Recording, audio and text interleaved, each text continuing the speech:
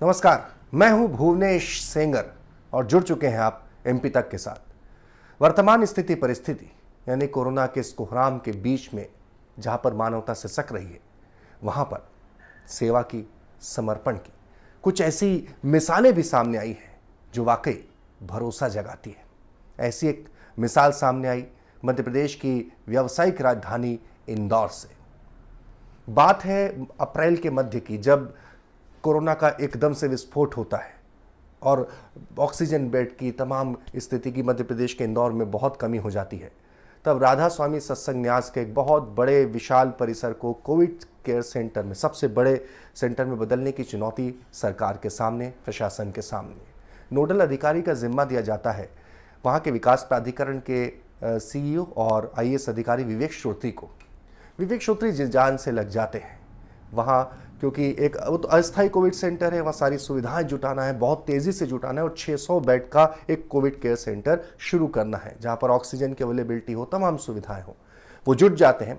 इसी बीच में उनके पिता जो कि ग्वालियर में है, प्रभुदयाल श्रोत्री, वो कोरोना पॉजिटिव हो जाते हैं।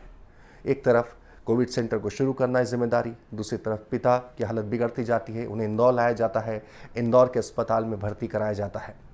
पिता की निरंतर बिगड़ती हालत, एक तरफ बेटे का फर्ज भी निभाना है, दूसरी तरफ सबसे बड़ी चुनौती इतने बड़े कोविड सेंटर को शुरू करने की, सुचारू करने की। जी जान से भिड़ जाते हैं, एक तरीके से उसी कोविड सेंटर में रहते हैं और पिता का भी ध्यान रखना है। इन सब के बीच में पिता की हालत ज़्यादा बिगड़ती है। कोविड सेंटर हालांकि उनके अथक प्रयासों से सुचारू होता है और उसने इंदौर में इस कोरोना हालात से निपटने में बहुत बड़ा संबल दिया।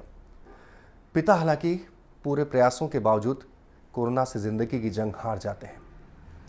पूरे कोविड प्रोटोकॉल का पालन करते हुए विवेक श्रोत्री जाते हैं, पिता का अंतिम संस्कार करते हैं और तत्काल वापस आकर फिर से कोरोना मरीजों की सेवा में जुट जाते हैं।